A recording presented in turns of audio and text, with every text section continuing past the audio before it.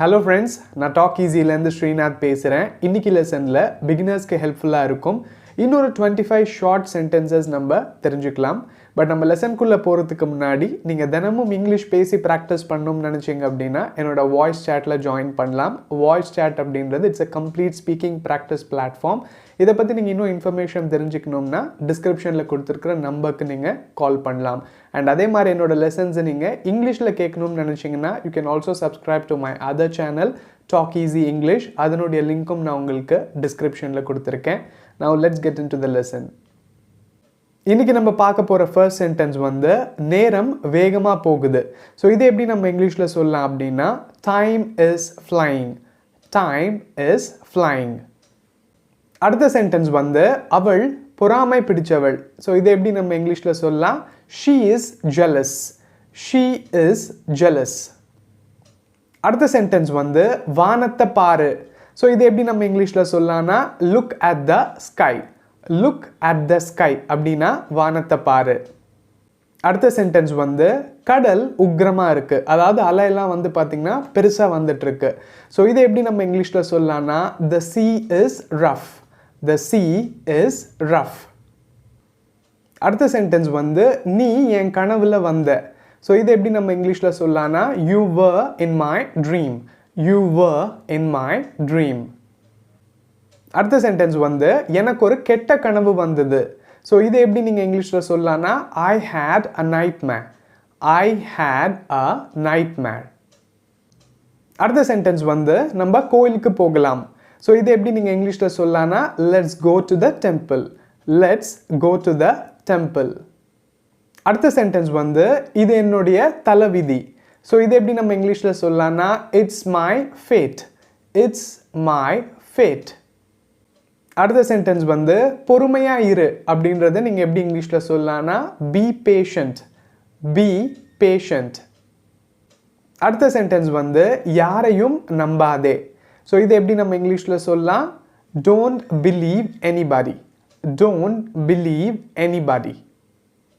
அடுத்த சென்டென்ஸ் வந்து தேனீக்கள் கொட்டும். ஸோ இதை எப்படி நம்ம இங்கிலீஷில் சொல்லலாம் பீஸ் ஸ்டிங். ஓகே, தேனீக்கள் கொட்டும் அப்படின்னா பீஸ் ஸ்டிங்.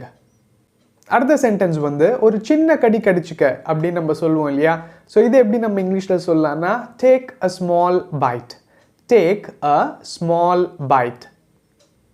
அடுத்த சென்டென்ஸ் வந்து நம்ம மீன் பிடிக்க போகலாம்.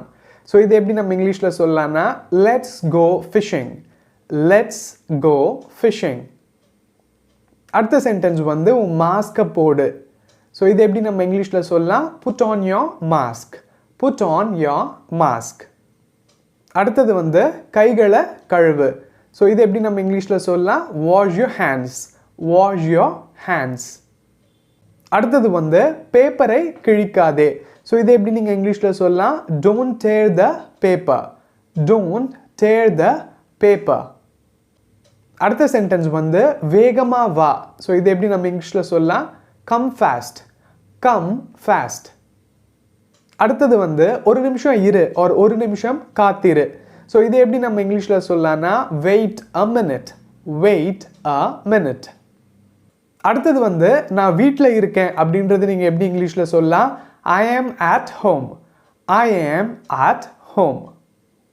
அடுத்தது வந்து மாடியில் யாராவது இருக்கிறவங்கள கீழே வா அப்படின்னு நீங்கள் கூப்பிடணும்னு நினச்சிங்கன்னா come down stairs. Come down stairs. இங்கே கம் டு டவுன் ஸ்டெர்ஸ்ன்னு மட்டும் போட வேண்டாம். கம் டவுன் ஸ்டெர்ஸ் அப்படின்னா கீழே வாங்க அப்படின்னு அர்த்தம். அடுத்த சென்டென்ஸ் வந்து உங்கள் கைகளை தட்டுங்க. ஸோ இதை எப்படி நீங்கள் இங்கிலீஷில் சொல்லலாம்னா clap your hands. Clap your hands. அடுத்த சென்டென்ஸ் வந்து அவன் பேராசையுடையவன். ஸோ இதை எப்படி நம்ம இங்கிலீஷில் சொல்லலாம் he is greedy. he is greedy. அடுத்த சென்டென்ஸ் வந்து அவ பேனாவை திருடிட்டா. ஸோ இதை எப்படி நம்ம இங்கிலீஷில் சொல்லலாம் she stole the pen.